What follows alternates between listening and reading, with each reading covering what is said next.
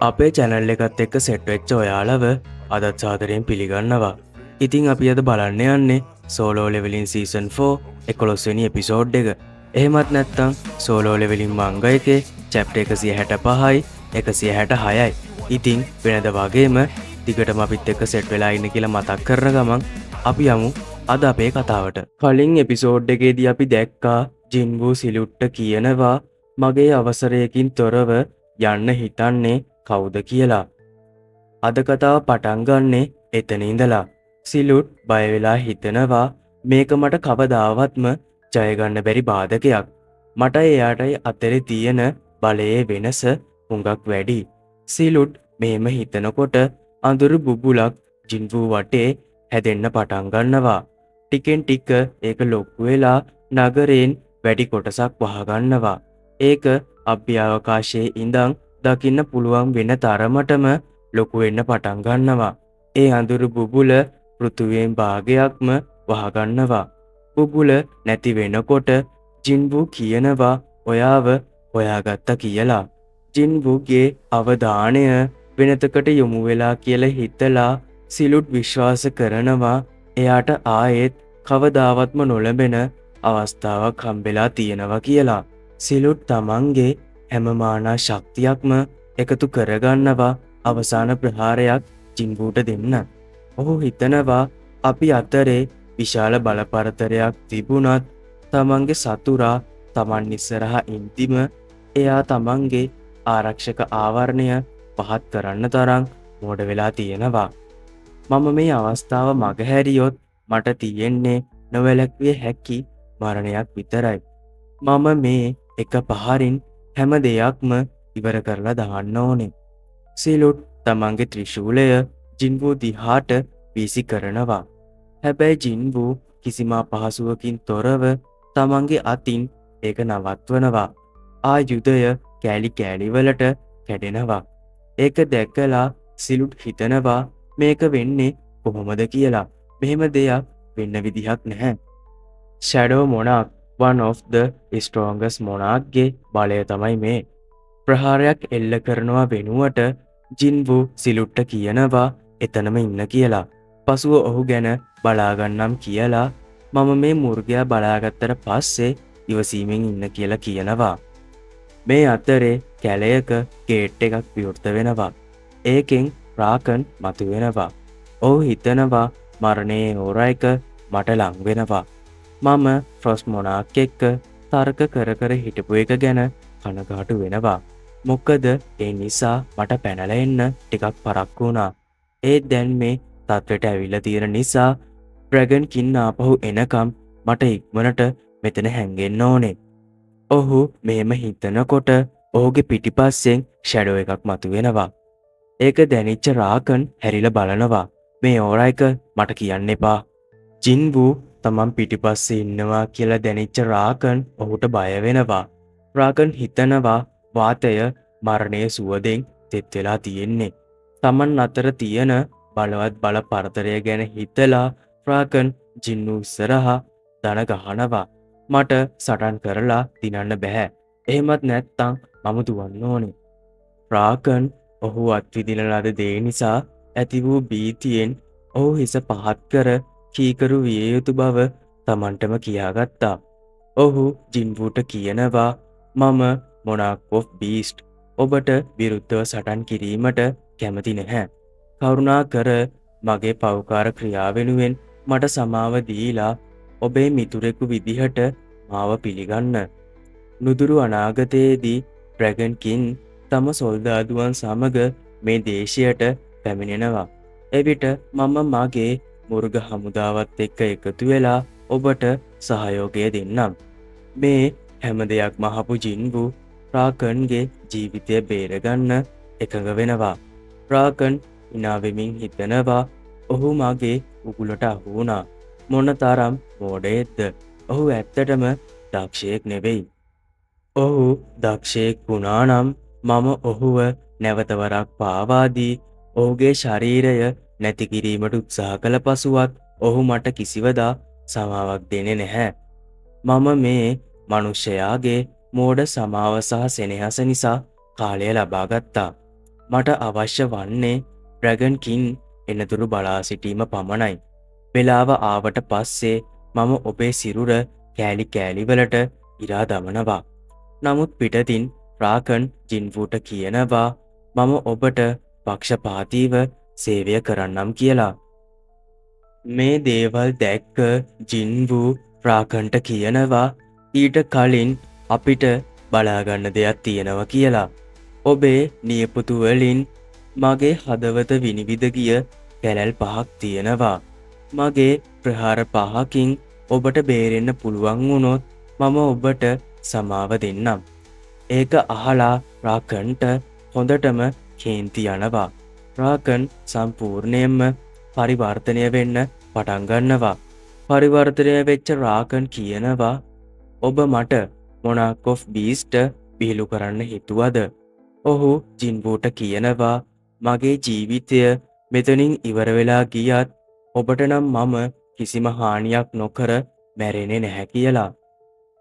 රාකන්ගේ විශාල සහ භයානක ස්වරූපය දැකලා ජින්වූ තමන්ගේ කිනිසක් කැඳවනවා. සටන් කරන්න සූදානම් වෙනවා. විදුලි වේගයෙන් ජින්වූ රාකන් පහු කරලා ආලෝක කදම්බයක් වගේ යනවා.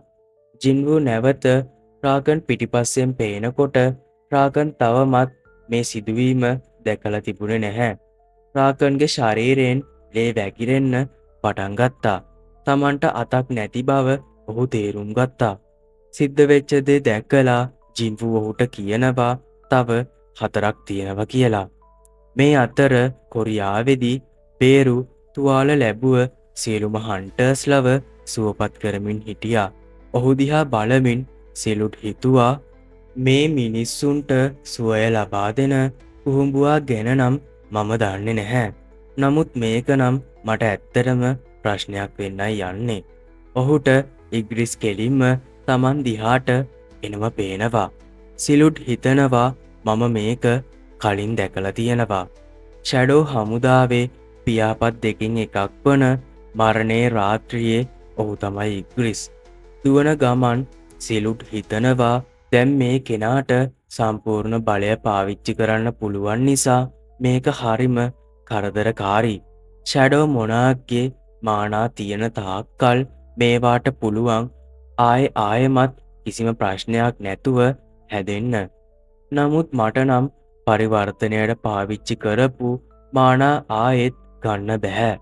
සිලුට් උඩ පැනලා බිමට ගොඩ බහින ගමන් ඉග්‍රිස්ට කියනවා ඔය වගේ තේරුමක් නැති දෙයක් කරන්නවත් හිතන්න එපා. ඔයා හිතනවද ඔයාට තව කොච්චර කල් මට විරුද්ධව ඉන්න පුළුවන් වෙයි කියලා. ඉග්‍රිස් නතර වෙලා ඔහුගේ කඩුව පොළවේ හිර කරනවා. ඉග්‍රිස්ගේ සලුව ගේට් එකක් බවට පත් වෙලා ඒකෙන් ජින්වූව එළියට එන්න පටන් ගන්නවා. ජින්වූ ගේට් එකෙන් එළියට එන ගමන් දත් දෙකක් බිමට දාලා සිලුට්ට කියනවා බීස් මොනාක් දැනටමත් මැරිලා කියලා. ඒක අහලා සිලුට් හිතනවා ඔහු ගිය ටික වෙලාවට ඔහු බීස් මොනාක්ව මරලා දාලා කියලා. ජින්වූ සිලුට්ට කියනවා මොනාක් ඔෆ් ෆංගස් මොනාක් ඔෆ් බීස් ඒ වගේම මොනාක් ඔෆ් ෆ්‍රොස්ට් මේ 3 දෙනාගේම මරණ අනිත් මොනාක්ස්ලට අනතුරු ඇඟවීමක් වේවි කියලා. ඒක අහලා සිලුට් සටන් කරන්න ලෑස්ති වෙනවා. සිලුට් එයාගේ අයිස් පලිංගු මවා ගන්නවා. නමුත් සිලුට් ජින්වූට පහර දෙන්න කලින් කිනිස්සක් ඇවිල්ලා එයාගේ හදවතට ඇනෙනවා. තවත් එකක් උරහිසට විදගෙන යනවා.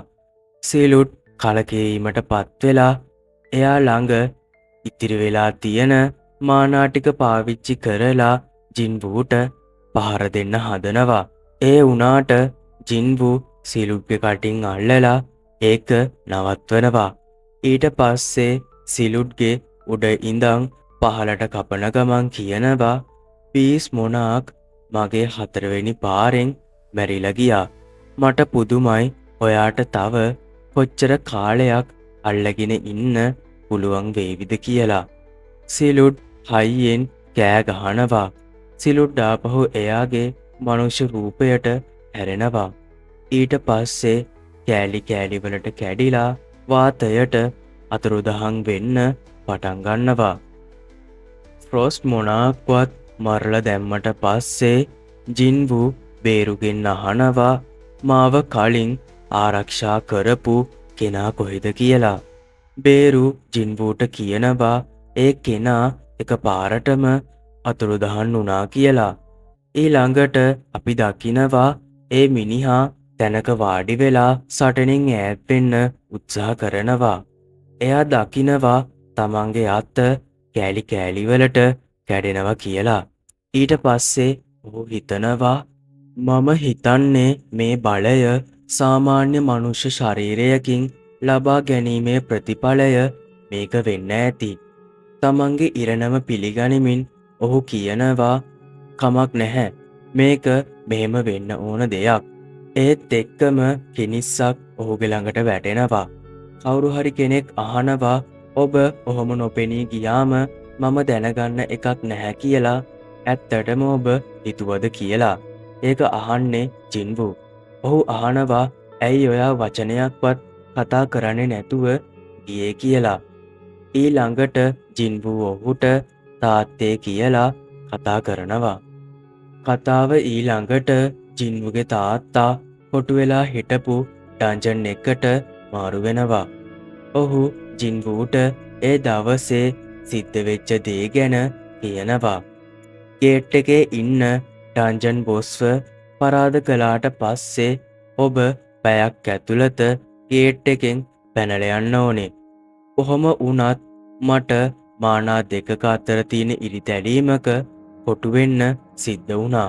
එළියට යන්න කිසිම විදිහක් නැතුව හිර වෙලා හිටපු මාව රූලර්ස්ලා හොයාගත්තා. රූලර්ස්ලා මට ඔවුන්ගේ ශක්තිය ලබා දීලා ඉල්ලුවා ඉක්මනින්ම ඉපදෙන්න ඉන්න ෂැඩෝ මොනාක් ඇතුළු අනිත් මොනාක්ස්ලව නවත්වන්න කියලා. ඩන්ජන් එකෙන් ඉවත් වෙන්න තිබිච්ච සියලුම මාර්ග නැති වුණාට පස්සේ ඔවුන්ගේ යෝජනාව පිළිගන්නව ඇරෙන්න මට වෙන කිසිම විකල්පයක් තිබුණේ නැහැ. මම බරපතල වගකීමක් එක්ක රූලර්ස්ලගේ දූතයෙක් විදිහට ආපහු පෘථුවියට ආවා. කොහොම වුණත් මට ඒ වගකීම ඉෂ්ට කරගන්න බැරි වුණා. මනුෂ්‍ය වර්ගයාගේ දරුණුතම විපත ඒ ශරීරය තුල තිබෙන බව මා දැන සිටියත් දුර සිට බලා සිටීම හැර වෙන කිසිවක් කිරීමට මට පුළුවන් වුණේ නැහැ. මේ අතර ෂැඩෝ මොනාක්ගේ සම්පූර්ණ පැමිණීම නැවැත්වීම කෙරෙහි පමණක් අවධානය යොමු කරමින් හිටපු රූලර්ස්ලා ඔවුන්ගේ ස්ථාවරය වෙනස් කිරීමට පටන් ගත්තා. අවසානයේදී දීප්තිමත්ම ආලෝක කැබැල්ල මට නව නියෝගයක් නිකුත් කළා. ඒ තමයි ෂැඩෝ මොනාක්ව ආරක්ෂා කරන එක. මොකද අනෙක් මොනාක්ස්ලගේ සැලසුම් නැවැත්වීමට නම් ඔවුන්ට ෂැඩෝ මොනාක්ගේ බලය අවශ්‍ය බව ඔවුන් තේරුම්ගෙන තිබුණා. දීප්තිමත් ආලෝකයේ සොල්දාදුවන්ට පෙර එන්න හිටපු ඩ්‍රැගන් කින්ව ඔහුගේ හමුදා සමග නැවැත්වීමට පුළුවන් වුණේ ෂැඩෝ මොනාක්ගේ හමුදාවට විතරයි.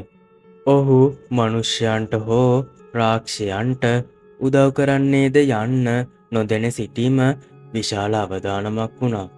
නමුත් දැන් අපි උත්තරය දන්නවා. ඒ නිසා තමයි මම ඔබට උදව් කළේ. මගේ මේ පැත්ත ඔබට පෙන්වීමට මට අවශ්‍ය වුණේ නැහැ. ඒක ඇහුවට පස්සේ ජින්වුගේ ඇස්වලින් කඳුළු වැටෙන්න පටන් ගත්තා. ජින්වුගේ තාත්තා ජින්වුගෙන් අහනවා ඔයා මට වෛර කළාද කියලා. ජින්වු ඔහුට කියනවා සමහර වෙලාවට. තාත්තා ඔහුගෙන් සමාව ඉල්ලනවා.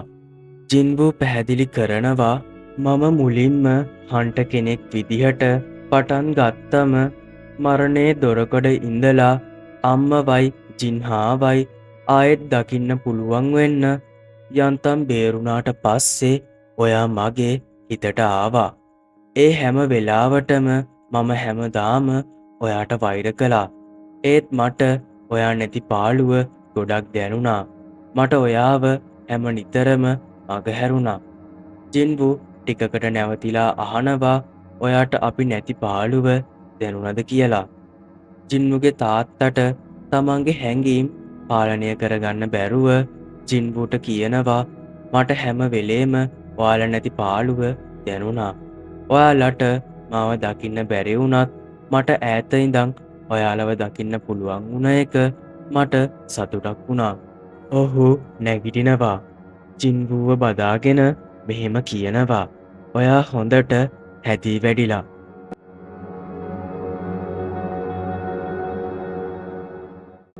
ජින්වු ඔහුගෙන් අහනවා ඒ රූලර්ස්ලද ඔයාව පාලනය කරලා දැන් අතහැරලා දාන්නේ එයාලද? ඔහුගේ තාත්තා ඔහුට කියනවා ඒගොල්ලෝ මට තෝරා ගැනීමක් කරන්න අවස්ථාවක් දුන්න විතරයි. මම තෝරගත්තේ ඔයාව ආරක්ෂා කරන්නයි. ඒ ගැන මම කිසිම විදිහකට පසුතැවෙන්නේ නැහැ. ඒත් දැන් මට ඔයා එක්ක තව ටිකක් කතා කරන්න ඕන. මට ඔයා එක්ක තව කල් ඉන්න ඕන. මට ඔයාට හොඳ තාත්තෙක් වෙන්න බැරි වුණාට මට කනගාටුයි. එහෙම කියලා ඔහු වාතයට අතුරුදහන් වුණා. ජින්වු තනියම එතන හිටගෙන හිටියා. ජින්වු ඔහුගේ අත හරිම තදින් මිටමොලව ගත්තා. කතාව ඊළඟට ජින්වුගේ මව සහ සහෝදරිය වෙතට මාරු වෙනවා. ඔහුගේ මව ජනේලයෙන් පිටත බලා සිටින අතර ඇය ජින්හාට කතා කරලා කියනවා අපි දැන් මේ ගෙදරින් යමු කියලා. ඇය කඳුළු සලමින් කියනවා මට මොකක්ද හේතුවන් නිසා දැනෙනවා මේ ගෙදරින් කවුරු හරි ගියා වගේ කියලා. මේ අතර ජින්වු ඔහුගේ වේදනාවෙන් ඉතිරි මොනාක්ස්ලට කෑගහනවා. අද මේ සිද්ධ වෙච්ච දේට ඔබ අනිවාර්යයෙන්ම දවසක වන්දි ගෙවනවා. ඉතින් මේ ෂැඩෝ මුණාගේ කෑගැසීම ලෝකය කම්පා කළ දිනයයි. යුද්ධයට පෙරවදන ආරම්භ වෙච්ච දවසයි. මේ අතර ඩ්‍රෝන් එකක් නගරය හරහා පියාසර කරනවා අපට පේනවා. කෙනෙක් වාර්තා කරන්නේ හන්ට තෝමස්ගේ ජීවිතයට තර්ජනයක් නොමැති බවයි. ගිලන් රථ සිද්ධි ස්ථානයේ සිටින අයුරු අපට පේනවා. තුවාලකරුවන් ප්‍රාදේශීය රෝහල් වෙතට ප්‍රවාහනය කරනවා. තත්වය ටික කාලයකට සමතයකට පත්වෙන්න පටන් ගත්තා. සභාපති වූ මොනාක්ස්ල අතර ඇතිවෙච්ච සටනෙන් සිදුවෙච්ච විනාශය දෙස බලමින් ඒ මුර්ගවර්ගයේ යක්ෂයා නගරයට පහරදීපු කාන්තාව සහ එල්ෆ් වර්ගයේ යක්ෂයා ගැන හිතන්නේ ඔවුන් සාමාන්‍ය රාක්ෂයන් නොවන බවයි. ඔහුට මතක් වෙනවා ජින්වු ඔහුට සභාපති ගෝගුන්හිගේ අවමංගල්ලි උත්සවේදී පැවසපු දේ ගැන. ජින්වු වගකිය යුත්තා මරා දැමීමට යන බව සිහිපත් කරමින් සභාපති වූගේ දෑසින් කඳුළු ආවේ ගෝගන්නි සභාපතිව මරාදාලා තියෙන්නේ එල්ෆ් වර්ගයේ යක්ෂයා බව සිතමිනුයි. ඔහු සභාපතිවරයාගේ මරණයට පලිගැනීම ගැන ජින්වූට ස්තුති කළා. දින කිහිපයකට පස්සේ ලෝකය පුරා ඉන්න හැම හන්ට කෙනෙක්ම අහසේ තවමත් දිස්වෙමින් තියෙන දැවැන්ත ගේට්ටක යටට එක් රැස් වුණා. චීනයේ සත්තරු හන්ටද ඒ පිරිස අතර හිටියා. ඔහු අදහස් දැක්වුවේ මම අහල තිබ්බ විදිහටම මේ ගේට් එක ඉතාමත් විශාලයි. ලෝකයේ ඉන්න සියලුම හන්ටර්ස්ල එකතු වුණත් මේ ගේට් එකට ඔවුන්ව උරාගෙන අතුරුදහන් වෙලා යන්න පුළුවන්. තෝමස්ද සුවය ලබා සිටි අතර හන්ටර්ස්ල අතරට එමින් ඔහු කිව්වේ මේක ඉක්මනින්ම පටන් ගනීවි කියලා. ජින්වු හිතමින් හිටියේ ලොවපුරා ඉන්න මේ තරම් හන්ටර්ස්ලා එක තැනකට රැස්වෙච්ච පළවෙනි අවස්ථාව මේකයි. ඔවුන්ගෙන් කී දෙනෙක් ජීවිත බේර ගනීවිද කියලා මම කල්පනා කරනවා. මේ අතර ජින්වු ගේට් එක දිහා බලාගෙන හිටියේ ඒක බිඳී යන තුරුය. චාහෙයින්ද ජින්වුට ලංවෙලා ඔබ මෙතරම් කලබල වෙලා ඉන්නවා මම මීට කලින් කවදාවත් දැකලා තිබුණේ නැහැ කියලා කියනවා. ඔවුන් සියල්ලන්ම සිතමින් ඉන්නකොට ඩන්ජන් එක බ්‍රේක් වෙන්න පටන් ගත්තා. හන්ටර්ස්ලා ගේට් එකෙන් මතුවීමට ආසන්නව හිටපු රාක්ෂයන්ට එරෙහිව සටන් කරන්න ලෑස්ති වුණා. හමුදාව ගේට් එකෙන් මතුවෙන්න පටන් ගන්නකොට ජින්වෝ කම්පනයට පත් වුණේ ෂැඩෝ සොල්දාදුවන් ගේට් එකෙන් එළියට එනව දැකීමෙන්. සෙමෙන් හමුදාව මේ ලෝකයට ඇතුල්වීමට පටන් ගත්තා. ඉතිං අපේ අද කතාව මේ විදිහට ඉවර වෙනවා. ඊළඟ එපිසෝඩ් එකත් මම ඔයාලට ඉක්මනටම අරගෙන එන්න බලාපොරොත්තු වෙනවා. එහෙනම් වෙනද වගේම දිගටම අපිත් එක්ක සෙට් වෙලා ඉන්න කියලා මතක් කරන ගමන් අදට ඔයාලගෙන් සමුගන්නවා.